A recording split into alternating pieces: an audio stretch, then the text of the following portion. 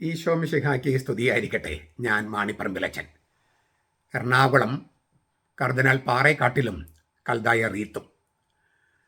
എറണാകുളം അങ്കമാലി അതിരൂപതയിലും അതിനോട് ചേർന്ന് നിന്ന് മറ്റ് ചില രൂപതകളിലും വളരെ എന്താ പറയുക, ചൂട് പിടിച്ച ചർച്ചകൾ നടക്കുന്ന ചില വാക്കുകളുണ്ട്. കൽദായ വൽക്കരണം, പിന്നെ സുറിയാനി ഭാഷയ്ക്കെതിരെ കുറേ പേര് ലേഖനങ്ങൾ, വീഡിയോസൊക്കെ ചെയ്യുന്നു. ഞാൻ പലതിനും മറുപടി കൊടുത്തിട്ടുണ്ട്. പിന്നെ കൽദായവൽക്കരണം ഞങ്ങൾ എതിരാണ്, കൽദായവാദികൾ, കൽദായ കൂറന്തായികൾ എന്നൊക്കെ പറഞ്ഞിങ്ങനെ ഒരുപാട് ചർച്ചകൾ നടക്കുന്നുണ്ട്. ഈ എറണാകുളം അങ്കമാലി അതിരൂപതയിൽ വിമത വൈദികർ ഉയർത്തുന്ന ഈ കൽദായവൽക്കരണം എന്നുള്ള ആ വിചിത്രവാദത്തിൻ്റെ തങ്ങളുടെ താത്വിക ആചാരനായിട്ട് കാണുന്നത് കർദിനാൾ പാറേക്കാട്ടിലാണ്. അദ്ദേഹം ഭാരതീയ റീത്ത്, ഭാരതീയ പൂജ, ഇന്ത്യൻ മാസ് ഇങ്ങനെ പലതിനെയും പ്രോത്സാഹിപ്പിച്ചിരുന്നു. അതുകൊണ്ട് തങ്ങൾക്ക് വിശുദ്ധനായിട്ട് പാറേക്കാട്ടിൽ പിതാവ് മാത്രമേ ഉള്ളൂ എന്നൊരു മട്ടിലാണ് അവർ സംസാരിക്കുന്നത്. ഇവർക്ക് പിന്തുണയുമായിട്ട് മറ്റ് ചില രൂപതകളിലും സഭയോട് ചേർന്ന് നിൽക്കാത്ത ആളുകൾ വരുന്നുണ്ട്. അവരുടെയും താത്വിക ആചാര്യൻ പാറേക്കാട്ടിൽ പിതാവ് തന്നെയാണോ എന്ന് എനിക്ക് അറിഞ്ഞുകൂടാ. ഏതായാലും പാറേക്കാട്ടിൽ പിതാവ് കൽദായ റീത്തിനെക്കുറിച്ച് എന്താണ് പറയുന്നതെന്ന് ചരിത്രത്തിൽ എന്താണ് പറയുന്നതെന്ന് നിങ്ങളുടെ മുമ്പിൽ അവതരിപ്പിക്കാം എന്നാണ് ഞാൻ കരുതുന്നത്. സീറോ മലബാർ സഭയുടെ പുനരുദ്ധരിക്കപ്പെട്ട കുർബാനക്രമം നടപ്പിലാക്കുന്നത് സംബന്ധിച്ച് വൈദിക മേലധ്യക്ഷന്മാരുടെ സംയുക്ത ഇടയലേഖനം എന്ന തലക്കെട്ടിൽ 1962 ജൂൺ 18 പ്രസിദ്ധപ്പെടുത്തിയ ഇടയലേഖനം, അതാണ് ഞാൻ നിങ്ങളുടെ മുമ്പിൽ വായിക്കുന്നത്. അതിൻ്റെ പകുതിയാണ് ഞാൻ നിങ്ങളുടെ മുമ്പിൽ വായിക്കുന്നത്. 1962 ഞാൻ ജനിക്കുന്നതിന് 2 വർഷങ്ങൾക്ക് മുമ്പ്, അതായത് രണ്ടാം വത്തിക്കാൻ സൂനോദോസ് തുടങ്ങിയ വർഷം 1962 ആ വർഷമാണ് സീറോ മലബാർ സഭയുടെ പുനരുദ്ധരിക്കപ്പെട്ട കുർബാനക്രമം നടപ്പിലാക്കാൻ സംബന്ധിച്ച് വൈദിക മേലധ്യക്ഷന്മാരുടെ സംയുക്ത ഇടയലേഖനം ഇറങ്ങുന്നത്. 1962 ജൂൺ 18 അക്കൊല്ലം ജൂലൈ മാസം 3 ഈ സീറോ മലബാർ സഭയുടെ പുനരുദ്ധരിക്കപ്പെട്ട കുർബാനക്രമം നടപ്പിലാക്കിയത്. അതിനു മുമ്പായിട്ടാണ് ഈ സംയുക്ത ഇടയലേഖനം ഇറങ്ങിയത്. ആ ഇടയലേഖനത്തിൽ ഒപ്പുവെച്ചിരിക്കുന്നത് എറണാകുളം മെത്രാപ്പോലിത്ത ജോസഫ് പാറേക്കാട്ടിൽ, ചങ്ങനാശ്ശേരി മെത്രാപ്പോലിത്ത മാത്യു കാവുക്കാട്ട്, തൃശൂർ മെത്രാൻ ജോർജ് ആലപ്പാട്ട്, കോട്ടയം മെത്രാൻ തോമസ് തറയിൽ, പാലാ മെത്രാൻ സെബാസ്റ്റ്യൻ വയലിൽ, തലശ്ശേരി മെത്രാൻ സെബാസ്റ്റ്യൻ വള്ളോപ്പള്ളി, കോതമംഗലം മെത്രാൻ മാത്യു പോത്തനാമൊഴി എന്നിവരാണ്. ഇങ്ങനെ 7 മെത്രാന്മാർ ഒപ്പുവെച്ച്, മെത്രാപ്പോലിത്തമാരും മെത്രാന്മാരും ഒപ്പുവെച്ച ഒരു സംയുക്ത ഇടയലേഖനം. അത് തുടങ്ങുന്നത് ഇങ്ങനെയാണ്: നമ്മുടെ സീറോ മലബാർ റീത്തിലെ കർമാനുഷ്ഠാന ക്രമം സംബന്ധിച്ച ചില പുനരുദ്ധാരണ നടപടികൾ നടന്നു വരുന്നത് എല്ലാവർക്കും അറിവുള്ളതാണല്ലോ. ഏവം വിധം പുനരുദ്ധരിക്കപ്പെട്ട പൊന്തിഫിക്കൽ 4 കൊല്ലം മുമ്പ് പ്രസിദ്ധീകരണമായി. തിരുക്കർമ്മ അനുഷ്ഠാനങ്ങൾ വിശ്വാസികൾക്ക് കൂടി മനസ്സിലാക്കത്തക്ക വിധത്തിൽ അവയിൽ മലയാള ഭാഷ ഉപയോഗിക്കുന്നതിനുള്ള അനുമതിയും പരിചിത സിംഹാസനം നമുക്ക് നൽകുകയുണ്ടായി. അതനുസരിച്ചാണ് പട്ടം കൊടുക്കൽ ശുശ്രൂഷ മലയാളത്തിൽ നടപ്പാക്കിയത്. എന്നാൽ ഇപ്പോൾ അതിനേക്കാൾ കൂടുതൽ പ്രാധാന്യം അർഹിക്കുന്നതും എല്ലാ വിശ്വാസികളെയും നേരിട്ട് ബാധിക്കുന്നതുമായ ഒരു നടപടിയാണ് സ്വീകരിക്കാൻ പോകുന്നത്. പുനരുദ്ധരിക്കപ്പെട്ട നമ്മുടെ കുർബാന മലയാളത്തിൽ നടപ്പിലാക്കുവാൻ നിശ്ചയിച്ചിരിക്കുകയാണ്. നമ്മുടെ പിതാവായ മാർ തോമസ് ലീഹായുടെ ദുഃഖാന തിരുനാളിൽ ജൂലൈ 3 അത് ഉദ്ഘാടനം ചെയ്യപ്പെടുന്നു എന്നുള്ള സന്തോഷ വാർത്ത ഈ ഇടയലേഖനം വഴി ഞങ്ങൾ പ്രഖ്യാപനം ചെയ്തു കൊള്ളുന്നു. പിന്നെ കുറച്ച് കാര്യങ്ങളൊക്കെ ഉണ്ട്, അത് നമുക്ക് പ്രസക്തമല്ലാത്ത ഞാൻ ഇപ്പോൾ വായിക്കുന്നില്ല. പിന്നെ വീണ്ടും ഇടയലേഖനത്തിൽ ക്രൈസ്തവ സഭയിൽ ആരംഭകാലത്ത് തന്നെ രൂപമെടുത്ത് കാലാന്തരത്തിൽ പൂർണ്ണ വികാസം പ്രാപിച്ചിട്ടുള്ള റീത്തുകൾ പ്രധാനമായി അന്ത്യോക്യൻ, അലക്സാണ്ട്രിയൻ, ലത്തീൻ, ബിസന്റൈൻ, കൽദായ, അർമേനിയൻ, അങ്ങനെ 6 എന്നീ 6 ഗണത്തിൽപ്പെട്ടവയാണ്. ഞാനിത് പല വീഡിയോസിൽ പറഞ്ഞിട്ടുണ്ട്. റീത്തുകളുടെ വൈവിധ്യം തിരുസഭയുടെ ഐക്യത്തെ ക്ഷതപ്പെടുത്തുന്നില്ല. ഇത് മഞ്ഞാക്കലച്ചനോടും ഒക്കെ പറയാൻ ആഗ്രഹിക്കുന്ന കാര്യമാണ്. ഞാനൊരു മറുപടി കൊടുത്തിട്ടുണ്ട്. ഈ ഏകറീത്തുവാദക്കാർ ഇത് കേൾക്കണം. പാറേക്കാട്ടിൽ പിതാവ് 1ാമതോ ഒപ്പിട്ട ഇടയലേഖനത്തിൽ എഴുതിയിരിക്കുകയാണ്: റീത്തുകളുടെ വൈവിധ്യം തിരുസഭയുടെ ഐക്യത്തെ ക്ഷതപ്പെടുത്തുന്നില്ല. സഭയുടെ പുരാതനത്വത്തെയും സാർവത്രികതയെയും അത് പ്രകടമാക്കുന്നു. അതിനിടയ്ക്കൊരു വാചകം കൂടിയുണ്ട്: പ്രത്യുത അത് സഭയുടെ പ്രഭാവത്തെ വർദ്ധിപ്പിക്കുന്ന മഹത്തായ അലങ്കാരമത്രേ. ഞാൻ ഒന്നുകൂടി വായിക്കുകയാണ്: റീത്തുകളുടെ വൈവിധ്യം തിരുസഭയുടെ ഐക്യത്തെ ക്ഷതപ്പെടുത്തുന്നില്ല. പ്രത്യുത അത് സഭയുടെ പ്രഭാവത്തെ വർദ്ധിപ്പിക്കുന്ന മഹത്തായ അലങ്കാരമത്രേ. സഭയുടെ പുരാതനത്വത്തെയും സാർവത്രികതയെയും അത് പ്രകടമാക്കുന്നു.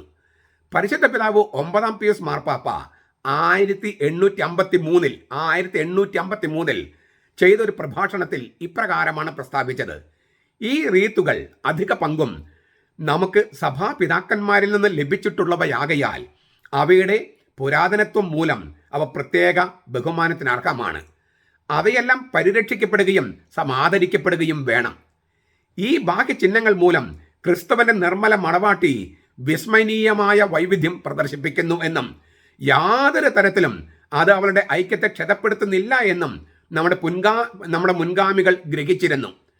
സഭ രാജ്യസീമകൾ കടന്ന് സകല ജനപദങ്ങളെയും വർഗങ്ങളെയും ആശ്ലേഷിക്കുകയും ഭാഷയിലും ആചാരങ്ങളിലും ആരാധനക്രമങ്ങളിലും വ്യത്യസ്തങ്ങളെങ്കിലും ഒരേ വിശ്വാസത്തിൽ അവരെ സംയോജിപ്പിക്കുകയും ചെയ്തു പോന്നു. ഇത് മാർപ്പാപ്പയുടെ വാക്കുകളാണ്, 9-ാം പീസ് മാർപ്പാപ്പയുടെ വാക്കുകൾ. വീണ്ടും സംയുക്ത ഇടയലേഖനത്തിൽ നിന്ന്: ആകയാൽ വിവിധ റീത്തുകൾ അന്യൂനം പരിരക്ഷിക്കപ്പെടണമെന്നതാണ് തിരുസഭയുടെ ആദർശം. പാറക്കെട്ട് പിതാവ് 1-ാമതോ ഒപ്പിട്ട സംയുക്ത ലേഖനത്തിൽ പറഞ്ഞിരിക്കുന്ന കാര്യമാണ് കേട്ടോ. ആകയാൽ വിവിധ റീത്തുകൾ അന്യൂനം പരിരക്ഷിക്കപ്പെടണമെന്നാണ് തിരുസഭയുടെ ആദർശം. അതുകൊണ്ടാണ് ഓരോ റീത്തും അതതിൻ്റെ പ്രത്യേകതകൾ നഷ്ടപ്പെടുത്താതെ അഭംഗം നിലനിർത്തുന്നതിന് സഭ നിഷ്കർഷിക്കുന്നത്. എന്നാൽ റീത്തുകളെ വളരാൻ അനുവദിക്കാതെ ഒരു നിശ്ചലാവസ്ഥയിൽ അവയെ നിർത്തുന്നു എന്നല്ല ഇതിനർത്ഥം. റീത്തുകളും ആരാധനാക്രമങ്ങളും കാലത്തിനൊത്ത് വളരുക തന്നെ വേണം. മനുഷ്യന്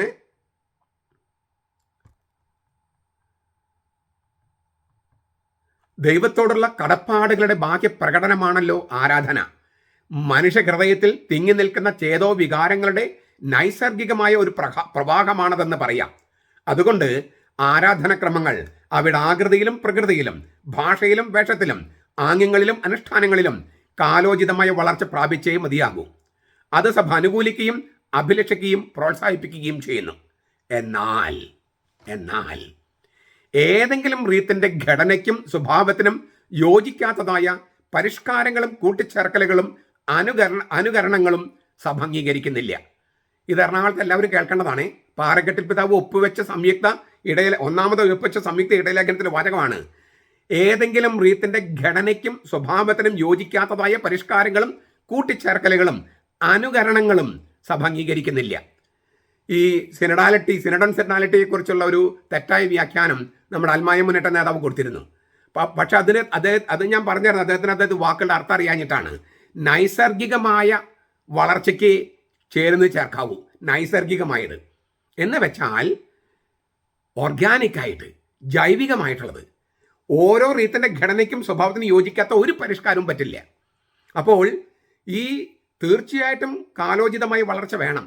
പക്ഷേ കാലോചിതമായ വളർച്ച എന്ന് പറയുന്നത് റീത്തിൻ്റെ ഘടന തന്നെ മാറ്റിക്കളയുന്ന, സ്വഭാവം തന്നെ മാറ്റിക്കളയുന്ന പരിഷ്കാരങ്ങളല്ല. ഞാനന്ന് സൂചിപ്പിച്ചായിരുന്നു, പ്ലാവിനോട് മാവ് ഒട്ടിച്ച് ചേർക്കാൻ പറ്റില്ല.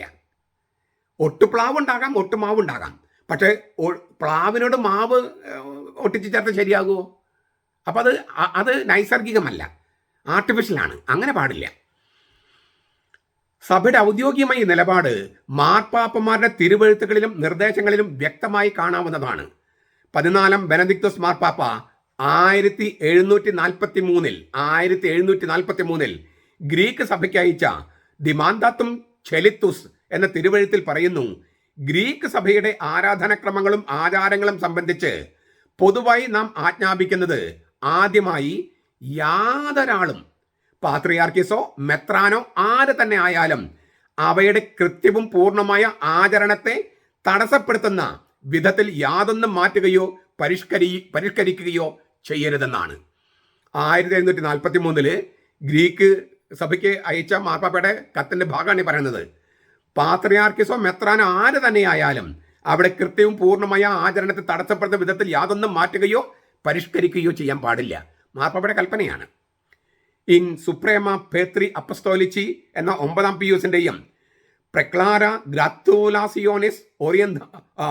ഗ്രാത്തുലാസിയോണിസ് ഓറിയന്താലിം ദിഗ്നിതാത്തിസ് 1804 എന്നീ 13-ാം ലയോൻ മാർപ്പാപ്പയുടെയും ഓറിയന്താലിസ് എക്ലേസിയം ദേയി 1923 എന്ന 11-ാം പിയൂസിൻ്റെയും ഓറിയന്താലിസ് എക്ലേസിയെ 1944 എന്ന 12-ാം പിയൂസിൻ്റെയും വിശ്വലേഖനങ്ങളിൽ ഇക്കാര്യം വിശദമായി പ്രതിപാദിച്ചിട്ടുണ്ട്. അതീത കാലങ്ങളിൽ പല സ്ഥലങ്ങളിലും റീത്ത് സംബന്ധിച്ച് അനാശാസ്യമായ വ്യതിയാനങ്ങൾക്കിടയായിട്ടുള്ളത് സഭയുടെ നിലപാട് വേണ്ട വിധത്തിൽ മനസ്സിലാക്കി പ്രയോഗിക്കാതിരുന്നത് കൊണ്ടാണ്. ഇത് പാറക്കെട്ട് പിതാവ് ഒപ്പുവെച്ച രേഖയാണെന്ന് ഞാൻ പറയണേ കേട്ടോ. അതിൽ നിന്നാണ് വായിക്കണേ. അതിൻ്റെ കോപ്പി എൻ്റെ കയ്യിലുണ്ട്. പുരാതന കാലം മുതൽ കേരള സുറിയാനി സഭ സീറോ കൽദായ റീത്താണ് ആചരിച്ചു പോന്നിരുന്നത്. എറണാകുളത്തെ വിമത വൈദികരും അൽമായ മുന്നേറ്റക്കാരും കൽദായവൽക്കരണം എന്ന് പറഞ്ഞിട്ട് ആ കൽദായവൽക്കരണത്തിനെതിരെ നിന്നത് പാറക്കെട്ടിൽ പിതാവെന്ന് പറഞ്ഞ് നടക്കുന്നുണ്ടല്ലോ. അവർ കേൾക്കാൻ വേണ്ടി ഞാൻ വായിക്കുന്നത്.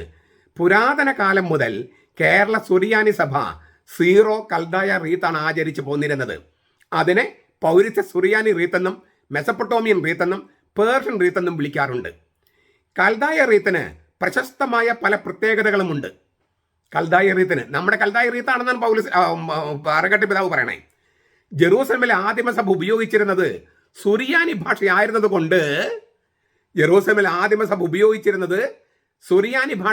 കൊണ്ട് എബ്രായ പാരമ്പര്യങ്ങളോടും വേദഗ്രന്ഥങ്ങളോടും അടുത്ത ബന്ധമാണ് അതിനുള്ളത്. തീർച്ചയായിട്ടും അരാമിയ ഭാഷയായിരുന്നു. ഈ അരാമിയയുടെ മറ്റൊരു വകഭേദമാണ് സുറിയാനി. കൂടാതെ കൽദായ സുറിയാനി റീത്ത് രൂപമെടുത്ത എദേസ നഗരം ആദ്യ നൂറ്റാണ്ടുകളിൽ ദൈവശാസ്ത്ര പഠനത്തിൻ്റെയും വേദപുസ്തക അധ്യയനത്തിൻ്റെയും ഒരു വിസ്തൃത കേന്ദ്രമായിരുന്നു. അപ്പോൾ യെറൂസലേമിൽ ഞാൻ പലപ്പോഴും പറയാറുള്ള സംഗതിയാണ്, ഈശോ മിശിഹ സീറോ ഫിനീഷ്യൻ എന്ന് പറഞ്ഞാൽ സുറിയാനി ഭാഷ സംസാരിക്കുന്ന അവളോട് സംസാരിച്ച സുറിയാനി ഭാഷയിലല്ലേ. കർത്താവ് അരാമിയ ഭാഷയും സുറിയാനി ഭാഷയും സംസാരിച്ചിരുന്നു എന്ന് ബൈബിളിൽ തെളിവല്ലേ അത്. മർക്കോസിന്റെ സുവിശേഷം 7-ാമത്തെ അധ്യായം ഞാൻ ഈ പറയണേ, സീറോ ഫിനീഷ്യൻ സ്ത്രീ. അപ്പോൾ സുറിയാനി സംസാരിച്ചിരുന്ന ഒരു സ്ത്രീയോട് കർത്താവ് എങ്ങനെ സംസാരിച്ചു? സുറിയാനി ഭാഷയിൽ. അപ്പോൾ യെറൂസലേമിലെ ആദിമസഭ ഉപയോഗിച്ച സുറിയാനി ഭാഷ ആയിരുന്നത് കൊണ്ടും എബ്രായ പാരമ്പര്യങ്ങളോടും വേദഗ്രന്ഥങ്ങളോടും അടുത്ത ബന്ധമാണ് അതിനുള്ളത്. കൂടാതെ കൽദായ സുറിയാനി റീത്ത് രൂപമെടുത്ത എദേസ നഗരം ആദ്യ നൂറ്റാണ്ടുകളിൽ ദൈവശാസ്ത്ര പഠനത്തിൻ്റെയും വേദപുസ്തക അധ്യയനത്തിൻ്റെയും ഒരു കേന്ദ്രമായിരുന്നു. ഗ്രീക്ക് റോമൻ സംസ്കാരങ്ങൾക്ക് കിടനിൽക്കുന്ന സെമിറ്റിക് എബ്രായ യഹൂദ സംസ്കാരത്തിൻ്റെ ആസ്ഥാനവും എദേസയായിരുന്നു. ഈ അന്തരീക്ഷത്തിൽ വളർന്നതുകൊണ്ട് കൽദായ സുറിയാനി റീത്ത് തികച്ചും പൗരസ്ത്യമായ ഒരു സംസ്കാര വിശേഷത്തെ പ്രതിഫലിപ്പിക്കുന്ന ഒന്നാണ്. ഞാൻ ഒന്നുകൂടി വായിക്കുക. ഈ അന്തരീക്ഷത്തിൽ വളർന്നു വന്നതുകൊണ്ട് അതിൻ്റെ കാരണങ്ങൾ ഇപ്പോൾ പറഞ്ഞു കഴിഞ്ഞു. കൽദായ സുറിയാനി റീത്ത് തികച്ചും പൗരസ്ത്യമായ ഒരു സംസ്കാര വിശേഷത്തെ പ്രതിഫലിപ്പിക്കുന്ന ഒന്നാണ്. അപ്പോൾ ഇതാണ് നമ്മുടെ കൽദായ സുറിയാനി റീത്താണ് സീറോ മലബാർ സഭയുടേത്. പിന്നെ അതിന് പിന്നെയും കൽദായവൽക്കരണം എന്ന് പറഞ്ഞിട്ട് അതിൻ്റെ ഉപജ്ഞാതാവ് പൗത്തിൽ പിതാവ് എന്നൊക്കെ പറയുന്നത് ഈ പാറക്കെട്ടിൽ പിതാവിനോട് ചെയ്യുന്ന ഒരു തെറ്റായ ഒരു അനീതിയായിരിക്കും. ഇതത്രയും നമ്മുടെ പുരാതനമായ റീത്ത്. ഏത്? കൽദായ സുറിയാനി റീത്ത്. അതാണ് നമ്മുടെ റീത്ത്. എന്നാൽ 16-ാം നൂറ്റാണ്ടിൽ നാം വിദേശ ലത്തിൻ മെത്രാന്മാരുടെ ഭരണത്തിന് കീഴിലായപ്പോൾ നമ്മുടെ റീത്ത് സംബന്ധിച്ചും ചില വ്യതിയാനങ്ങളുണ്ടായി. ഉദയം പേര് സൂനോദസിന്റെ നടപടികളും തുടർന്നുണ്ടായ സംഭവവികാസങ്ങളും ചരിത്രദൃഷ്ടിയ പഠനം നടത്തിയാൽ ഇപ്പോൾ നാം ഉപയോഗിച്ചു പോരുന്ന ആരാധനക്രമത്തിൽ വന്നു ചേർന്നിട്ടുള്ള വ്യതിയാനങ്ങളുടെ കാരണങ്ങളും പ്രേരണകളും മനസ്സിലാക്കാൻ സാധിക്കുന്നതാണ്. കാലാന്തരത്തിൽ നമുക്ക് കേരള സിറിയൻ ഹൈറാർക്കി സ്ഥാപിച്ച് കിട്ടിയതിന് ശേഷം മാത്രമേ നമ്മുടെ റീത്ത് സംബന്ധിച്ചുള്ള പുനരുദ്ധാരണ സംരംഭങ്ങൾക്ക് സൗകര്യം കൈവന്നുള്ളൂ. ആ 2 വാചകത്തിൽ ചരിത്രം മുഴുവൻ ഉൾക്കൊള്ളിച്ചിട്ടുണ്ട്. ഉദയം പേര് സൂനോദോസും മുമ്പും പിമ്പും ആയിട്ടുള്ള സംഗതികൾ. സീറോ മലബാർ റീത്ത് അതിൻ്റെ പുരാതന നൈർമല്യത്തിൽ നിലനിർത്തുന്നതിന് വേണ്ട ഉദ്ധാരണ ജോലികൾ നിർവഹിക്കുന്നതിന് പരിചിത സിംഹാസനം മുൻകൈയെടുത്ത് പരിശ്രമിച്ചു. 11-ാം പീസ് മാർപ്പാപ്പയുടെ കാലത്ത് സീറോ മലബാർ സഭയ്ക്ക് വേണ്ടി ഒരു പൊന്തിപ്പിക്കൽ തയ്യാറൊക്കെ സംബന്ധിച്ച് പ്രശ്നമുണ്ടായപ്പോൾ, പ്രശ്നം പണ്ടുണ്ടെന്ന് അർത്ഥം, 11-ാം പീസിന്റെ കാലത്ത് തൊട്ടുണ്ട്, പരിചിത സിംഹാസനം തന്നെ കേരള സുറിയാനി സഭയിൽ ആദ്യകാലം ഉപയോഗിച്ചിരുന്ന പൊന്തിപ്പിക്കൽ സമുദ്ധരിക്കുന്നതിന് ഒരു വിദഗ്ധ കമ്മീഷൻ നിയമിച്ചു. കേരളത്തിൽ പ്രശ്നം വന്നപ്പോൾ മാർപ്പാപ്പ തന്നെ പരിചിത സിംഹാസനം തന്നെ ഒരു പൊന്തിപ്പിക്കൽ കമ്മീഷൻ നിയമിച്ചു. ആ കമ്മീഷന്റെ ശ്രമഫലമായി പുനരുദ്ധരിക്കപ്പെട്ട സുറിയാനി പൊന്തിപ്പിക്കൽ 1939 മാർപ്പാപ്പ അംഗീകരിച്ചു. പക്ഷേ യുദ്ധ സാഹചര്യങ്ങൾ മൂലം അതിൻ്റെ മുദ്രണ ജോലി അന്ന് നിർവഹിക്കുവാൻ സാധിച്ചില്ല. 2-ാം ലോകമഹായുദ്ധം. 1954 12-ാം പീസ് മാർപ്പാപ്പ നിയമിച്ച ഒരു കമ്മീഷനാണ് 1957 ആ ജോലി പൂർത്തിയാക്കി പൊന്റിഫിക്കൽ പ്രസിദ്ധീകരിച്ചത്. കേരളത്തിലെ എല്ലാ സുറിയാനി രൂപതകളും ചേർന്ന് നിയമിച്ച ഒരു കമ്മീഷൻ അതിൻ്റെ മലയാള വിവർത്തന ജോലി നടത്തിക്കൊണ്ടിരിക്കുകയാണ്. അതിൽ പട്ടം കൊടുക്കൽ ശുശ്രൂഷയുടെ ഭാഗം ഭാഷാന്തരം ചെയ്ത് 1960 നാം നടപ്പാക്കിയിട്ടുള്ളതാണല്ലോ. ബാക്കി ഭാഗങ്ങളുടെ ജോലി തുടർന്നുകൊണ്ടിരിക്കുന്നു. റോമായിലെ കമ്മീഷന്റെ അടുത്ത ശ്രമം നമ്മുടെ കുർബാനക്രമം പുനരുദ്ധരിക്കുന്നതിനായിരുന്നു. 1958 അതും പൂർത്തിയായി. കേരള കമ്മീഷൻ അതിന്റെ വിവർത്തന ജോലിയും നിർവഹിച്ചു കഴിഞ്ഞു. പുനരുദ്ധരിക്കപ്പെട്ട ഈ കുർബാനക്രമമാണ് 1962 ജൂലൈ 3-ാം തീയതി നമ്മുടെ പിതാവായ മോർത്താമ സ്ലിഹായുടെ ദുഃഖാന തിരുനാളിൽ ഇവിടെ നടപ്പിലാക്കാൻ നിശ്ചയിച്ചിരിക്കുന്നത്. ഇത്ര ഇനിയുണ്ട് കുറേ സംഗതികൾ. വലിയൊരു നീണ്ട ഇടയലേഖനമാണ്, 10-12 പേജുള്ള ഇടയലേഖനമാണ്. ഞാനൊരു പകുതിയോളാണ് വായിച്ചത്. ഈ കുർബാനയുടെ ചെയ്യേണ്ട ആചാരങ്ങളുടെയൊക്കെ അങ്ങനെ കുറേ നിർദ്ദേശങ്ങളൊക്കെ ഉണ്ട്. ഇതേ ഇടയലേഖനത്തിൽ തന്നെയാണ് വടവാദ സെമിനാരിയുടെ ഉദ്ഘാടനത്തെക്കുറിച്ചൊക്കെ രേഖപ്പെടുത്തിയിരിക്കുന്നത്.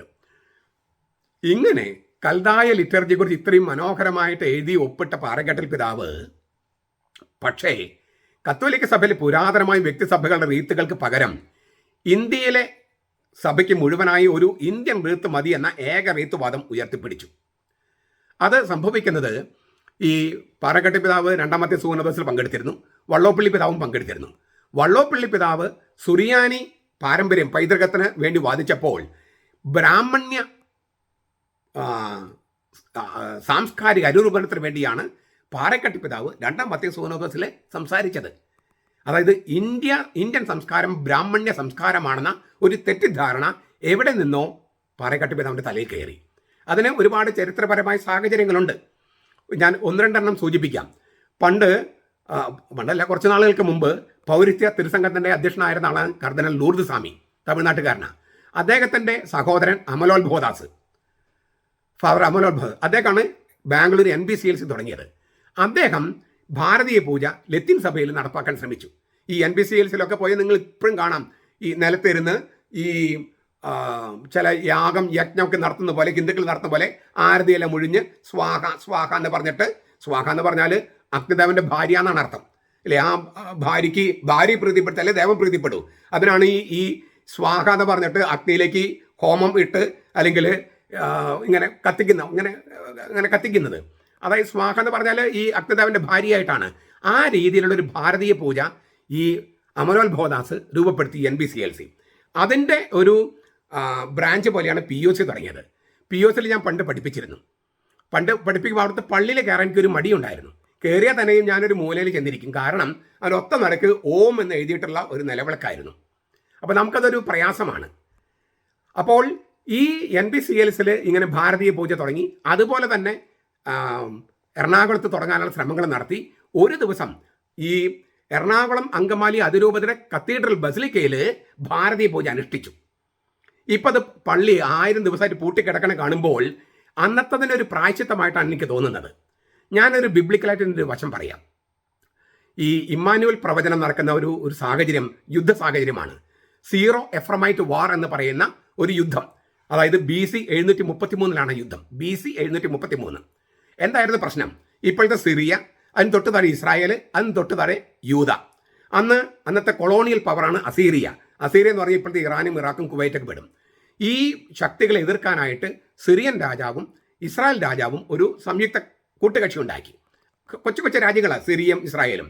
എന്നിട്ട് യഹൂദ രാജാവിനെ, ആഹാസ് എന്ന് പറഞ്ഞ യഹൂദ രാജാവിനെ സമീപിച്ചു. നമുക്കൊരു കൂട്ടുകക്ഷി ഉണ്ടാക്കാം ഈ കൊളോണിയൽ ശക്തിയെ എതിർക്കാൻ. പക്ഷേ ഇതൊക്കെ സിറിയ ചെറിയ രാജ്യം, പിന്നെ ഇപ്പോഴത്തെ സിറിയ തന്നെ, ഇസ്രായേൽ ചെറിയ രാജ്യം, നോർത്തേൺ ഇസ്രായേൽ. അപ്പോൾ ഇവരോട് കൂട്ടുകൂടിയിട്ടൊന്നും ഈ കൊളോണിയൽ ശക്തി എതിർക്കാൻ കഴിയില്ല എന്ന് കണ്ട ആഹാസ് രാജാവ് സൂത്രത്തിൽ അസീറിയ രാജാവിനെ സമീപിച്ചു. അതായത് സിറിയയും ഇസ്രായേലും അവരുടെ കൂട്ടുകക്ഷി ചേർന്നില്ലെങ്കിൽ അവർ ഈ യൂദാക്കെതിരെ യുദ്ധം ചെയ്യുമെന്ന് പറഞ്ഞു. അപ്പോൾ സൂത്രത്തിൽ അസീറിയൻ രാജാവിനെ സമീപിച്ചു. അസീറിയൻ രാജാവ് പറഞ്ഞു, ഞാൻ നിനക്ക് മിലിറ്ററി അയച്ചു തരാം, പക്ഷെ ഒറ്റ വ്യവസ്ഥ, ജെറൂസലം ദേവാലയത്തിൽ എൻ്റെ ദേവൻ്റെ, വിജാതീയ ദേവൻ്റെ ഒരു സ്റ്റാച്യു വെക്കണം. അദ്ദേഹം ഒപ്പിട്ട് കൊടുത്തു. ഈ ആഹാസ് രാജാവ്, യഹൂദ രാജാവ്, ഏത് വിഗ്രഹാരാധനയാണ് ഏറ്റവും വലിയ തെറ്റെന്ന് വിചാരിക്കുന്ന രാജാവ്, ആ മതം ഈ വിജാതീയ ശക്തിക്ക് സൈനിക ശക്തി കിട്ടാൻ വേണ്ടിയിട്ട് ഒപ്പിട്ട് കൊടുത്തു. അത് കണ്ടപ്പോഴാണ് ദൈവം പറഞ്ഞത് അത് തടയണം. കാരണം ഇത് വിശ്വാസത്തിൻ്റെ പ്രശ്നമാണ്, ഇത് രാഷ്ട്രീയ പ്രശ്നമല്ല, യുദ്ധമല്ല. അങ്ങനെയാണ് യെശയ്യാ പ്രവാചകരോട് രാജാവിനെ തടയാൻ പറയുന്നത്. അങ്ങനെ ചെന്നിട്ട് ആ സന്ദർഭത്തിലാണ് ഈ ഇമ്മാനുവൽ പ്രവചനം. അപ്പോൾ ഈ ആഹാസ് രാജാവാണ് ഒപ്പിട്ട് കൊടുത്തുവെങ്കിലും അദ്ദേഹത്തിൻ്റെ കാലം കഴിഞ്ഞ് കുറച്ച് നാൾ കഴിഞ്ഞപ്പോൾ എനിക്ക് തോന്നുന്നു ഒരു 2ാമത്തെ അദ്ദേഹത്തിൻ്റെ മകൻ്റെ കാലത്താണ് ഈ സ്റ്റാച്യു, ഒരു വിജാതി ദേവന്റെ സ്റ്റാച്യു ജെറൂസലം ദേവാലയത്തിൽ സ്ഥാപിച്ചു. ഒപ്പിട്ട് കൊടുത്തത് ആഹാസ് രാജാവ് യെശയ്യാ പ്രവാചകന്റെ കാലത്ത്. അങ്ങനെയാണ് ആ ദേവാലയം നശിപ്പിക്കപ്പെടാനായിട്ട് ദൈവം അനുവദിച്ചത്. ഏതാണ്ട് ഇതുപോലെയാണ് നമ്മുടെ ബസിലിക്കയിൽ സംഭവിച്ചിരിക്കുന്നത്. എറണാകുളം അങ്കമാലി അവിടെ ഭാരതീയ പൂജ, അതായത് ഓം ഒക്കെ പറഞ്ഞിട്ടുള്ളൊരു ഭാരതീയ പൂജ നടത്തുകയുണ്ടായി. ഈ എറണാകുളം ഭദ്രാസന ദേവാലയത്തിൽ കത്തീഡ്രൽ ബസിലിക്കയിൽ പാറക്കെട്ട് പിതാവിൻ്റെ കാലത്ത്. ഇപ്പോൾ അത് അറിഞ്ഞു കിടക്കുക. കർത്താവ് നൽകിയിരിക്കുന്നൊരു ശിക്ഷയായിട്ടാണ് ഞാൻ അതിനെ കാണുന്നത്. തീർച്ചയായിട്ടും അത് തുറക്കാൻ വേണ്ട സംഗതികൾ ചെയ്യേണ്ടതുണ്ട്. അത് നമ്മുടെ മെത്രാന്മാരുടെ കഴിവുകേടാണ്. പക്ഷേ ദൈവികമായി നോക്കുമ്പോൾ അതൊരു ശിക്ഷയാണ്. അന്ന് പാറക്കെട്ടി പിതാവ് ചെയ്തതിന് ശിക്ഷ, ആ ശിക്ഷ ഇവർക്കൊരു അടയാളമാണ്, വിമത വൈദികർക്കൊരു അടയാളമാണ്. അതായത് പൗരസ്ത്യ സുറിയാനി എന്ന് പറഞ്ഞ കൽദായ റീത്തിന് പകരം ഈ ഭാരതീയ ചിന്താഗതിയിൽ കൊണ്ടുവരാൻ വേണ്ടിയുള്ള, ബ്രാഹ്മണ്യമാക്കാൻ വേണ്ടിയുള്ള അവരുടെ ശ്രമത്തിനെതിരെയുള്ള ദൈവത്തിൻ്റെ ഒരു അടയാളമാണ് ആ പള്ളി അടഞ്ഞു കിടക്കുന്നത്. ഭാരതീയ പൂജ നടത്തപ്പെട്ട ആ പള്ളി കർത്താവ് അടച്ചിട്ടിരിക്കുക. ഇനി ഇവർ ഈ ജനാഭിമുഖ കുർബാന എല്ലാ പള്ളികളും നടത്താനായിട്ട് ശ്രമിക്കുമ്പോൾ, അതിന് മെത്രാന്മാർ സൈഡ് നിൽക്കുമ്പോൾ ആ പള്ളികളൊക്കെ പൂട്ടിപ്പോകാൻ സാധ്യതയുണ്ട്. കാരണം ദൈവത്തിന് ചേരാത്തൊരു സംഗതിയാണ് വിജാതി ആചാരങ്ങൾ കൊണ്ടുവരുന്നത്. ആ വിജാതി ആചാരങ്ങൾ കൊണ്ടുവരാൻ അവിടെ ചില ആശ്രമങ്ങളുണ്ട്. എറണാകുളത്ത് ഇരിങ്ങാലക്കുട രൂപതയിൽ പണ്ട് ഞാൻ നാട്ടിലുള്ള സമയത്ത് എല്ലാ വർഷവും ഈ ഉടുപ്പ് കിട്ടുന്നതിന് മുമ്പുള്ള ചമ്മാച്ചന്മാരുടെ ധ്യാനം ഞാനാണ് നയിച്ചിരുന്നത് വർഷങ്ങളോളം. ഇപ്പോൾ ആ അച്ഛന്മാരോട് ചോദിച്ചാൽ അറിയാം. ഞാൻ അച്ഛനായതിനു ശേഷം വെസ്റ്റേഷന് മുമ്പുള്ള ഈ ധ്യാനം നടത്തിയിരുന്നത് ഞാനാണ്. എല്ലാ കൊല്ലങ്ങളും ഞാൻ ബാംഗ്ലൂർ പോകുന്നത് വരെ, പഠിക്കാനും പഠിപ്പിക്കാനും പോകുന്നത് വരെ. ഒരു കൊല്ലം അത് എറണാകുളം അങ്കമാലി അതിരൂപതയ്ക്ക് അടുത്തുള്ളൊരു ധ്യാന കേന്ദ്രത്തിലായിരുന്നു. എനിക്ക് തന്ന മുറി, അത് 8 ദിവസത്തെ ധ്യാനമാണ്. എനിക്ക് തന്ന മുറി അവിടെ കർത്താവിൻ്റെ പടമോ മാതാവിൻ്റെ പടമൊന്നുമില്ല, ശ്രീനാരായണ ഗുരുവിൻ്റെ പടം. അവിടെ പള്ളിയിൽ വെച്ചിരിക്കുന്നത് ഭഗവത്ഗീത, ഭാഗവതം, ഖുറാൻ. അപ്പോൾ അതായത് വിജാതി ആചാരങ്ങൾ കൊണ്ടുവരിക, ബ്രാഹ്മണ്യമാണ് ഇന്ത്യൻ സംസ്കാരം എന്നുള്ള ഒരു തെറ്റിദ്ധാരണ എങ്ങനെയോ ഈ ഫാദർ അമലോത്ഭവദാസന്റെ സ്വാധീനത്തിൽ പാറക്കെട്ട് പിതാവിന് വന്നു. ഞാൻ വടവാത സെമിനാരി പഠിക്കുമ്പോൾ തലശ്ശേരി രൂപത്തിൽപ്പെട്ട ചമ്മാച്ചൻ, ഇപ്പം അദ്ദേഹം അച്ഛനാണ്, അദ്ദേഹം ആണ് പ്രപ്പോസ് ചെയ്ത് നമുക്ക് ഈ അഞ്ജലി ആശ്രമം, അമലോത്ഭവദാസൻ അഞ്ജലി ആശ്രമം മൈസൂര് ഒന്ന് പോയാലോ. ഒരു അവധിക്കാലത്ത് ഞങ്ങളൊരു ധ്യാനം കൂടാൻ ചെന്നു. അവിടെ ചെന്നു അദ്ദേഹം പഠിപ്പിക്കുന്നതെല്ലാം ചെയ്യുന്നതെല്ലാം ഈ ഭാരതീയ പൂജയാണ്. ഈ ഒരു ഷോൾ ഇട്ട് നിലത്തിരുന്ന് സ്വാഹ സ്വാഹ എന്നൊക്കെ പറഞ്ഞ് ആരതി ചൊല്ലി. അപ്പോൾ ഒരാഴ്ച നമുക്ക് വലിയ പ്രയാസമായിരുന്നു. അപ്പോൾ ഞാനത് ആ ചമ്മാച്ചൻ, എനിക്കറിയില്ലായിരുന്നു ഇങ്ങനൊരു ആശ്രമം ഇദ്ദേഹത്തിൻ്റെ അന്ന് എനിക്കറിയില്ലായിരുന്നു. അദ്ദേഹത്തിന് അറിയാമായിരുന്നു. അപ്പോൾ പഠിക്കാൻ വേണ്ടി അദ്ദേഹം ഈ ഫാദർ അമലോത്ഭവദാസായിട്ട് ഞങ്ങളൊരു പേഴ്സണൽ ഇൻ്റർവ്യൂ ഒക്കെ നടത്തി. അദ്ദേഹം ഞങ്ങളോട് വളരെ ചൂടായിക്കെ സംസാരിച്ചു. വടവാത സെമിനാരിയെ കുറിച്ച് വളരെ മോശമായിട്ടൊക്കെ സംസാരിച്ചു. അതൊക്കെ പോട്ടെ, ഞാൻ പറഞ്ഞു വന്നത് അങ്ങനെയാണ് ഈ ബ്രാഹ്മണ്യമാണ്, ബ്രാഹ്മണന്മാരാണ് ഹിന്ദുക്കൾ, മറ്റാരും ഹിന്ദുക്കളല്ല എന്നൊരു തോന്നൽ. അപ്പോൾ ഇന്ത്യൻ സംസ്കാരം ബ്രാഹ്മണ്യമാണെന്നുള്ള ഒരു തെറ്റിദ്ധാരണ, അതായത് ദ്രാവിഡന്മാരോ ഈഴവരോ പറയരോ പുലയരോ മറ്റാരും തന്നെ ഇന്ത്യക്കാരല്ല ഇല്ലേ. ദ്രാവിഡ സംസ്കാരം, അതുപോലെ തന്നെ യാദവന്മാർ, ഇപ്പം ലല്ലു പ്രസാദ് യാദവ്, മുലയാം സിംഗ് യാദവ് എന്നൊക്കെ പറയില്ലേ, അവരൊന്നും തന്നെ ഈ ആര്യൻ ഹിന്ദുക്കളിൽ പെടുന്നവരല്ലല്ലോ. തമിഴ്നാട്ടിലെ ദ്രാവിഡന്മാർ, കേരളത്തിലെ ദ്രാവിഡന്മാർ, ഇതൊന്നും ഇന്ത്യക്കാരല്ലേ. അപ്പോൾ ബ്രാഹ്മണ്യമാണ് ഇന്ത്യൻ സംസ്കാരം എന്ന തെറ്റിദ്ധാരണയിൽ നിന്നാണ് ഈ ബ്രാഹ്മണ്യത്തിൻ്റെതായ സംഗതികളെല്ലാം ഇൻട്രൊഡ്യൂസ് ചെയ്യാനായിട്ട് പാറക്കെട്ട് പിതാവ് ശ്രമിച്ചത്. അപ്പോൾ ഒരു ജാതീയ സഭ, അതായത് സുറിയാനി എന്ന് പറയുന്ന ആ റീത്തുകൾക്ക് പകരം ഒരു ജാതീയ സഭ കൊണ്ടുവരിക, ഒരു മേലാള ചിന്ത കൊണ്ടുവരിക. ഇങ്ങനെയാണ് ഇത് പ്രചരിപ്പിക്കാൻ വേണ്ടി എറണാകുളത്തെ ക്ലാസ്സുകൾ സെമിനാറുകളൊക്കെ നടത്തി. ഞാൻ പറഞ്ഞില്ല, POCയിലൊക്കെ അതുപോലത്തെ ഒക്കെ കൊണ്ടുവച്ചു. അങ്ങനെ പതുക്കെ എറണാകുളം മേലാള ജാതിയായി. മറ്റെല്ലാ രൂപതകളും, പ്രത്യേകിച്ച് തെക്കൻ രൂപതകളൊക്കെ കീഴാള ജാതിയായിട്ട് ഇങ്ങനെ കണ്ടു.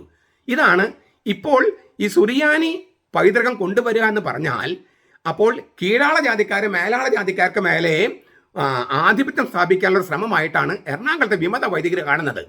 പക്ഷെ അതിന് ഈ എറണാകുളം തൊട്ട് വടക്കോട്ടുള്ളൊരു വേറൊരു പരിഭാഷ കൂടി കൊടുത്തു. എന്താണ്? സുറിയാനി സഭയ്ക്ക് വേണ്ടി വാദിക്കുന്നത് ചങ്ങനാശ്ശേരി, പാല, കാഞ്ഞിരപ്പള്ളി, കോതമംഗലം അങ്ങനെ രൂപതകളായതുകൊണ്ട് അത് പ്രാദേശിക ഭൂമിശാസ്ത്രപരമായി തെക്ക് കിടക്കുന്നുണ്ട്. തെക്കരുടെ ആധിപത്യം വടക്കരുടെ മേൽ എന്നുള്ള ഒരു മട്ടിൽ പ്രാദേശികവാദം പ്രചരിപ്പിച്ചു. അപ്പോൾ എറണാകുളത്ത് മേലാള ചിന്ത ഇല്ലേ, അത് ശരിയല്ല എന്നും ജാതീയ സഭയല്ല റീത്താണ് നമുക്ക് വേണ്ടതെന്നും ഈ സംയുക്ത ഇടയലേഖനത്തിൽ പോലും അതാണ് എഴുതി വെച്ചിരിക്കുന്നത്. റീത്തുകൾ വേണമെന്നാണ്. അത് കർത്താവിൽ നിന്ന് വരുന്നത് കൊണ്ടാണ്. കർത്താവിൽ നിന്ന് വരുന്നത് കൊണ്ട്, കർത്താവ് ഭാഷ സംസാരിച്ചത് കൊണ്ട്, സീറഫിനിഷ്യൻ സ്ത്രീയോട് സംസാരിച്ചത് കൊണ്ട്, ഇങ്ങനെയുള്ള ആ കർത്താവിൽ നിന്ന് വരുന്നതിന് മാറ്റി ഇന്ത്യയിലെ ബ്രാഹ്മണ്യത്തെ കൊണ്ട് പ്രതിഷ്ഠിക്കാനുള്ള ശ്രമത്തിനെതിരെ സുറിയാനി സ്നേഹിക്കുന്ന, കർത്താവിനെ സ്നേഹിക്കുന്ന, സഭയെ സ്നേഹിക്കുന്ന ആൾക്കാർ വന്നപ്പോൾ അത് തെക്കും വടക്കും തമ്മിലുള്ള ഒരു പ്രാദേശികവാദമായിട്ട് രൂപപ്പെടുത്തി. ഇപ്പോഴും താൽക്കാലിക നേട്ടങ്ങൾക്കും രാഷ്ട്രീയ നേട്ടങ്ങൾക്കും വേണ്ടിയും ഈ തെക്കും വടക്കും എന്നുള്ള പ്രാദേശികവാദം, ഞാനത് പറഞ്ഞിട്ടുണ്ട്, അത് പാപകരമായ പ്രാദേശികവാദം എന്നൊക്കെ ഞാൻ പല പ്രാവശ്യം പറഞ്ഞിട്ടുണ്ട്. ഇങ്ങനെയാണ് ഈ പ്രശ്നങ്ങൾ ഉണ്ടാകുന്നത്. ചുരുക്കത്തിൽ പൗരത്യ സുറിയാനി എന്ന കൽദായ ഭാഷ, അതായത് ഈശോ സീറോ ഫിനിഷ്യൻ സ്ത്രീയോട് സംസാരിച്ച ഭാഷ തന്നെ പൈതൃകമായിട്ടുള്ള സഭ വേണമെന്ന് ചിന്തിക്കുന്നവരാണ് സീറോ മലബാർ സഭയിൽ മഹാഭൂരിപക്ഷവും. കാരണം അത് കർത്താവിൽ നിന്ന് വരുന്നത് കൊണ്ട്. എന്നാൽ ജാതിയുടെ അടിസ്ഥാനത്തിൽ മേലാള ജാതിയായി ബ്രാഹ്മണ്യം നടപ്പിലാക്കുന്ന ഒരു ഇന്ത്യൻ റീത്തിന് പുതുതായി രൂപം കൊടുക്കണമെന്ന് വാദിക്കുന്ന ചരിത്രബോധമില്ലാത്ത ഒരു ചെറിയ ന്യൂനപക്ഷമാണ് എറണാകുളത്തുള്ളത്. മുഖാഭിമുഖം നിൽക്കണമെന്ന് വാദിക്കുന്നതാകട്ടെ ബ്രാഹ്മണ്യത്തെക്കുറിച്ചുള്ള തെറ്റായ കാഴ്ചപ്പാടിൽ നിന്നാണ്. നിങ്ങൾ ഏതെങ്കിലും ക്ഷേത്രത്തിൽ ബ്രാഹ്മണ പൂജാരിയും ഭക്തരും മുഖത്തോട് മുഖം നിൽക്കുന്നത് കണ്ടിട്ടുണ്ടോ? ക്ഷേത്ര ശ്രീകോവിലിൽ പോലും പൂജാരി മാത്രമേ കിടക്കുള്ളൂ, ദേവനും പൂജാരി മാത്രമാണ്. അതുകൊണ്ട് ചെറിയ കവാടം, ഭക്തർ പുറത്താണ്. ഈ ദേവനെ നേരിട്ട് കാണാൻ ഭക്തർക്ക് അവകാശമില്ല. പൂജാരിയാണ് ഈ പ്രസാദമായിട്ടും വെളിച്ചമായിട്ടൊക്കെ പുറത്തേക്ക് കൊണ്ടുവരുന്നത്. ശ്രീകോവിൽ പൂജാരി മാത്രമേ കിടക്കുന്നത്. പക്ഷേ ഈ മുഖത്തോട് മുഖം എന്നുള്ള ചിന്ത വന്നത് എവിടെ നിന്നാണ്? ഈ വിവാഹ സമ്പ്രദായത്തിൽ ഈ വിവാഹത്തിന് ഹോമം, യജ്ഞം, യാഗമൊക്കെ നടത്തുന്ന ഒരു കടങ്ങുണ്ട്. അത് ഹോമം, അഗ്നിയിൽ അർപ്പിക്കുന്ന തരത്തിലെ പൂജകൾ. യജ്ഞമാണ്, യാഗമാണെന്നൊക്കെയാണ് പറയുക. തനിയാകും യജ്ഞമൊന്നും അല്ലെങ്കിൽ പോലും അഗ്നിയിൽ അർപ്പിക്കുന്ന തരത്തിലുള്ള പൂജകൾ, ഈ ഹോമം ഉള്ള അതിനനുകരിച്ചാണ് ആരതി ഒഴിഞ്ഞും നിലത്തിരുന്നും മുഖത്തോട് മുഖം നോക്കിയും ഉള്ള ഭാരതീയ പൂജയ്ക്ക് ഈ അമലോത്ഭവദാസും പാറക്കട്ടി പിതാവൊക്കെ ചേർന്ന് രൂപം കൊടുത്തത്. ഈശോമിശിഹായുടെ തിരുവുത്ഥാനത്തെ ഓർത്തുകൊണ്ട് മരണത്തിൽ നിന്നുള്ള എഴുന്നേൽക്കൽ ആഘോഷിക്കുന്ന നമ്മുടെ സുറിയാനി കർമ്മത്തിന് പകരം നിലത്തിരുന്ന് ഈ ബ്രാഹ്മണ്യ വിവാഹ സമ്പ്രദായം പോലെ ഹോമം, ഈ ഒരു കളം വരച്ചിട്ട് അതിലേക്ക് ഇടുന്ന തരത്തിലുള്ള കുർബാനയാണ് ഈ പാറക്കട്ടി പിതാവ് വിഭാവനം ചെയ്തത്. അതാണ് ഇന്ത്യൻ റീത്ത് അല്ലെങ്കിൽ ഭാരതീയ പൂജ എന്നൊക്കെ പറഞ്ഞിട്ട് അദ്ദേഹം അവതരിപ്പിക്കാൻ ശ്രമിച്ചത്. ഒരു പ്രശ്നം, നമുക്ക് സ്വയമായി സൃഷ്ടിക്കാൻ കഴിയുന്നതാണ് റീത്ത് എന്ന അന്ധത. നമുക്ക് സ്വയമായി സൃഷ്ടിക്കാൻ കഴിയുന്നതല്ല റീത്ത്. എന്തുകൊണ്ടാണ് 6 കുടുംബങ്ങളേ ഉള്ളൂ എന്ന് ഈ സംയുക്ത ഇടയിലൊക്കെ എഴുതിയിരിക്കുന്നത്? അത് കർത്താവിൽ നിന്ന് സ്ലീഹന്മാരിലൂടെ സഭാപിതാക്കന്മാരിൽ വരുന്നതാണ്. നമുക്ക് സ്വയം സൃഷ്ടിക്കാൻ കഴിയുന്നതല്ല റീത്ത്. എറണാകുളത്ത് ഇപ്പോഴും പലരും വിചാരിക്കും നമുക്ക് സ്വയം സൃഷ്ടിക്കാമെന്നാണ്. നമുക്ക് സ്വയം സൃഷ്ടിക്കാൻ കഴിയില്ല.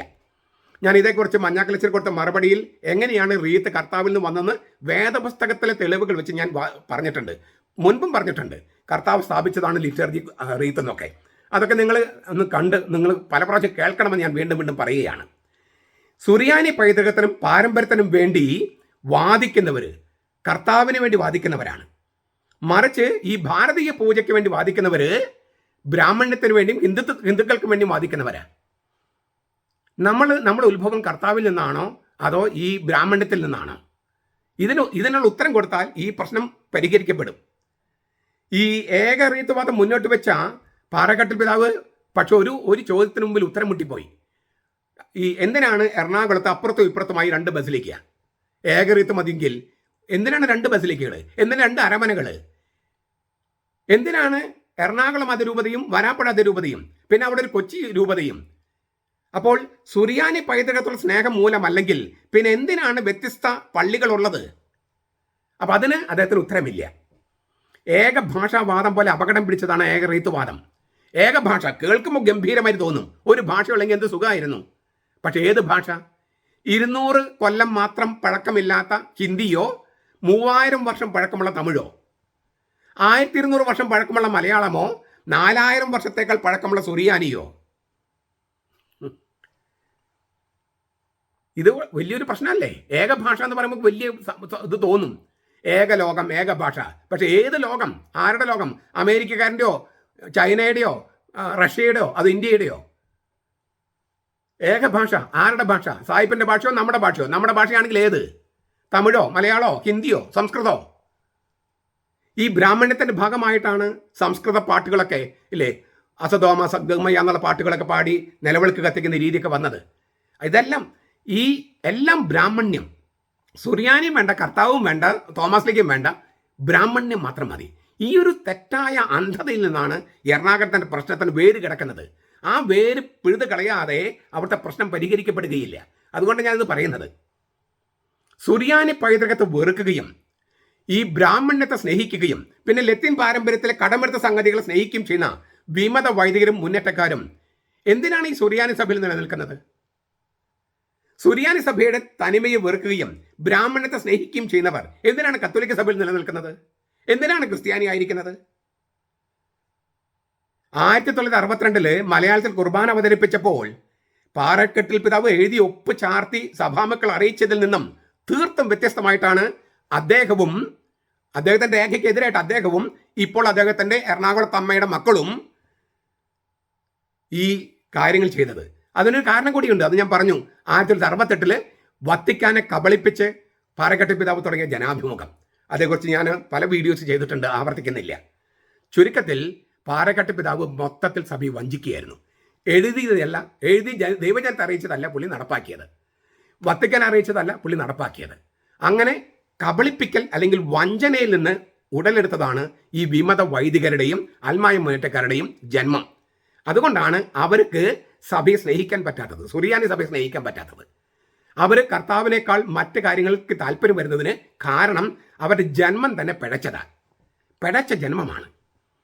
അത് ഈ തരത്തിൽ, അതായത് സംയുക്ത ഇടയലേഖനത്തിൽ എഴുതിയിൽ നിന്നും വ്യത്യസ്തമായിട്ടാണ് പ്രയോഗത്തിൽ വരുത്തിയത് പാറക്കെട്ടിൽ പിതാവ് മാത്രം അദ്ദേഹത്തിന്റെ രൂപതയിൽ. പിന്നെ ആ രൂപതയോട് താല്പര്യമുള്ള ഈ ഞാൻ പറഞ്ഞില്ല പ്രാദേശികവാദം, തെക്ക് വടക്കെന്നുള്ള പ്രാദേശികവാദം ഉയർത്തി വന്നപ്പോൾ വടക്കാണ് ശരിയെന്ന് തെറ്റിദ്ധരിച്ച ഇരിങ്ങാലക്കുട തൃശ്ശൂർ ഭാഗങ്ങളും അങ്ങനെ വിചാരിച്ചു പോയി. പക്ഷെ അവരൊക്കെ തെറ്റിത്തിരുത്തി. 1965 തലശ്ശേരി വള്ളപ്പള്ളി പിതാവ് ജനാഭ്യൂ കുർബാനയ്ക്കെതിരായിട്ട് ഇടയലേഖനം എഴുതി. 1967 ജനാഭ്യൂ കുർബാനയ്ക്കെതിരെ തൃശ്ശൂർ മെത്രാൻ ജോർജ് ആലപ്പാട്ട് ഇടയലേഖനം എഴുതി. പക്ഷേ പാറക്കെട്ടിൽ പിതാവിൻ്റെ ഈ സ്വാധീന ശക്തി കൊണ്ട് ആ തൃശ്ശൂരിലെ ഇടയലേഖനം പോലും തൃശ്ശൂർക്കാർക്ക് മനസ്സിലായിട്ടില്ല, ഇപ്പോഴും മനസ്സിലായിട്ടില്ല. അന്ന് തൃശ്ശൂർ രൂപതയുടെ ഭാഗമായിരുന്നു പാലക്കാടും ഇരിങ്ങാലക്കുടയും. 1967 ജോർജ് ആലപ്പാട്ട് പിതാവിൻ്റെ ഇടയലേഖനം ഇപ്പോഴത്തെ അച്ഛന്മാർ വായിച്ചിരുന്നെങ്കിൽ ഈ ഇരിങ്ങാലക്കുടയും തൃശ്ശൂരും പാലക്കാടും ഉള്ളവർ, അന്നൊക്കെ ഒരു രൂപതയായിരുന്നല്ലോ, ഈ പ്രശ്നം ഉണ്ടാകുമായിരുന്നില്ല. ചരിത്ര അവബോധമില്ല, ചരിത്രം പഠിക്കില്ല, കർത്താവിനെ പറ്റി പഠിക്കില്ല, സുവിശേഷം പഠിക്കില്ല, വചനം പഠിക്കില്ല, സഭാപിതാക്കന്മാരെ പഠിക്കില്ല. എന്നിട്ട് ഈ കണ്ടതും കേട്ടതും ഞാൻ ജനിച്ചപ്പോൾ കണ്ടത് ഈ കുർബാനയാണ്, അതാണ് ശരിയായ കുർബാന എന്ന് പറഞ്ഞ് നടക്കുക. എന്നോടൊരു വൈദികൻ പറഞ്ഞതാണ്, ഞാൻ ജനിച്ചപ്പോൾ തൊട്ട് ഈ കുർബാനയാണ്, അതുകൊണ്ട് ഇതാണ് ശരി. അപ്പോൾ എനിക്ക് തോന്നുന്നു, താനാണോ ഈ സഭയുടെ ആരംഭം? തന്നിലാണോ ഈ സഭയുടെ ആരംഭം? അത് തന്നിലേക്ക് വന്നതാണോ ഈ സഭ? പുറമെന്ന് വന്നതല്ലേ തന്നിലേക്ക്, അല്ലെങ്കിൽ തന്നിൽ നിന്ന് ഉത്ഭവിച്ചതല്ലല്ലോ. ഇതിനൊന്നും അവർക്ക് ഉത്തരങ്ങളില്ല. ചുരുക്കത്തിൽ ഈ വിമതര് പാറക്കെട്ടിൽ പിതാവിനെ ഇങ്ങനെ ആരാധനായി കൊണ്ടു നടക്കുന്നതിൽ നമുക്ക് ആശ്ചര്യം തോന്നേണ്ടതില്ല. കാരണം സഭയിൽ നിന്ന് വ്യതിചലിച്ചവർക്ക് സഭയെ കബളിപ്പിച്ച ഒരാളെ മാത്രമേ തങ്ങളുടെ ഗുരുവായി സ്വീകരിക്കാൻ കഴിയൂ. ആ തെറ്റ് അവരെ തിരുത്തി കൊടുക്കുക. അതിനു വേണ്ടിയിട്ടാണ് ഈ പൗരാണിക രേഖ തന്നെ, അദ്ദേഹം ഒപ്പുവെച്ച രേഖ തന്നെ ഞാൻ നിങ്ങളുടെ മുമ്പിൽ ഹാജരാക്കുന്നത്. അതിൻ്റെ ബാക്കി കാര്യങ്ങൾ നമുക്ക് പിന്നീട് ഒരിക്കൽ ചർച്ച ചെയ്യാം. അപ്പോൾ എറണാകുളത്തെ പ്രശ്നത്തിൻ്റെ വേര് എവിടെയാണ് കിടക്കുന്നതെന്നാണ് ഞാൻ ഈ വീഡിയോയിലൂടെ നിങ്ങളോട് പറയാൻ ആഗ്രഹിച്ചത്. നിങ്ങളിത് ഒറ്റയടിക്ക് മനസ്സിലാകുമോ ഇല്ലെന്ന് അറിഞ്ഞുകൂടാ. ഞാൻ വായിച്ചത് മുഴുവൻ ഇടയലേഖനത്തിൻ്റെ വാക്കുകളാണ്. ആ പഴയ മലയാളത്തിൻ്റെ ശൈലി പോലും അതിനകത്തുണ്ട്. ഞാൻ അങ്ങനെ തന്നെ നിലനിർത്തിയിരിക്കുക, ഒന്നും തന്നെ മാറ്റിയിട്ടില്ല. ആ രേഖ എൻ്റെ കയ്യിലുണ്ട് താനും. 62 നിങ്ങളുടെ പലരും കയ്യിൽ കാണും. താല്പര്യമുള്ളവർക്ക് അത് ഫേസ്ബുക്കിലൊക്കെ വേണമെങ്കിൽ ഇടാം. ഞാൻ പറഞ്ഞു വരുന്നത് ഈ എറണാകുളത്തെ പ്രശ്നത്തിൻ്റെ വേര് കിടക്കുന്നത് ഇവിടെയാണ്. ഇത് നമ്മുടെ മെത്രാന്മാർ അറിയണം. ഈ പറഞ്ഞ എൻസൈക്ലിക്കൽസ്, പാറക്കെട്ടിൽ പിതാവ് അടക്കം എഴുതിയിരിക്കുന്ന വിശ്വലേഖനങ്ങൾ എന്ന് പറഞ്ഞാൽ ചാക്രിക ലേഖനങ്ങൾ, അതൊക്കെ മെത്രാന്മാരൊന്ന് വായിക്കണം. നിങ്ങൾക്ക് നേരം കിട്ടുമ്പോൾ പഠിക്കുമ്പോൾ പള്ളിയിലിരുന്നിട്ട് ഈ ചാക്രിക ലേഖനങ്ങൾ വായിക്കണം, മാർപ്പാപ്പന്മാരുടെ ലേഖനങ്ങൾ. അപ്പോൾ നിങ്ങൾക്ക് ഒരു ചരിത്ര ബോധം വരികയും പിന്നെ വചനം, പിന്നെ എൻ്റെ വീഡിയോസ് നിങ്ങൾ കാണുന്ന മെത്രാന്മാരും കണ്ടാൽ നല്ലതാണ്. അതായത് ലിറ്റർജി എവിടെ നിന്ന് വരുന്നു, എവിടെയാണ് ഈ പല റീത്തുകൾ ഉത്ഭവം എവിടെ നിന്ന് വരുന്നു എന്ന് ഞാൻ പല വീഡിയോസ്, വളരെ വലിയ വീഡിയോസാണ്, 1 മണിക്കൂർ 1.5 മണിക്കൂറൊക്കെ ഉണ്ട്. പക്ഷെ അത് കേൾക്കേണ്ടതുണ്ട്. കാരണം ഇത് പറഞ്ഞു തരാൻ വേറെ ആളുകൾ വളരെ അധികം ഇല്ലിപ്പോൾ. അതുകൊണ്ട് ഞാൻ എന്നെ തന്നെ പുകഴ്ത്തുകയല്ല, പക്ഷെ ഇതൊന്ന് കേൾക്കാൻ തയ്യാറായാൽ ഒരു പക്ഷേ ഈ പ്രശ്നങ്ങളുടെ വേരുകൾ തിരിച്ചറിഞ്ഞാൽ പ്രശ്നത്തിന് പരിഹാരമുണ്ടാകും. എന്നിട്ട് ഇത് നിങ്ങളുടെ അച്ഛന്മാരെ പഠിപ്പിക്കുക, മെത്രാന്മാരെ, നിങ്ങളുടെ വൈദികരെ പഠിപ്പിക്കുക. ഇപ്പോൾ ഞാൻ എഴുതിയ പുസ്തകമായതുകൊണ്ട് പറയല്ല, രണ്ട് പുസ്തകങ്ങൾ ഇരിങ്ങാലക്കുട, തൃശ്ശൂർ, പാലക്കാട് തൊട്ട് വടക്കോട്ട് പഠിപ്പിക്കണം, തെക്കോട്ടും പഠിപ്പിക്കണം. ഏതാണ്? തോമായുടെ സിംഹാസനവും മാനിക്കേനോ മാർ തോമസ് ലീവായും. ആ പുസ്തകം വാങ്ങിച്ച് അച്ഛന്മാർ കൊടുക്കൂ, അവരോട് വായിക്കാൻ പറയൂ. നിങ്ങളുടെ രൂപതകളിലെ പ്രശ്നം തീരാൻ അത് സഹായകമാകും. പകുതി പേര് ചിലപ്പോൾ 3-1 വായിക്കുള്ളായിരിക്കും. ചിലപ്പോൾ ഇത് കാണുമ്പോൾ തന്നെ ദേഷ്യം വരുന്നവരുണ്ടാകാം. എന്നാലും ദാനം കിട്ടിയ പശുവല്ലേ എന്ന് വെച്ചിട്ട് ചിലപ്പോൾ മേശപ്പുറത്ത് വെക്കും. എപ്പോഴെങ്കിലും ഉറക്കം വരാത്ത സമയത്തെങ്കിലും വായിച്ചാൽ ചിലപ്പോൾ പരിശുദ്ധാത്മാവ് അവരെ സ്പർശിക്കാനും മാനസാന്തരപ്പെടാനും സാധ്യതയുണ്ട്. നമ്മുടെ സഭയിൽ പ്രശ്നങ്ങൾ തീരാൻ അതൊരു മാർഗമായിട്ട് തീരും. അങ്ങനെ സംഭവിക്കട്ടെ. നമ്മുടെ കർത്താവ് ഈശോ മിശിഹായുടെ കൃപയും പിതാവായ ദൈവത്തിന്റെ സ്നേഹവും പരിശുദ്ധാത്മാവിന്റെ സഹവാസവും നാം എല്ലാവരോടും കൂടി ഉണ്ടായിരിക്കട്ടെ, ഇപ്പോഴും എപ്പോഴും എന്നേക്കും. ആമേൻ.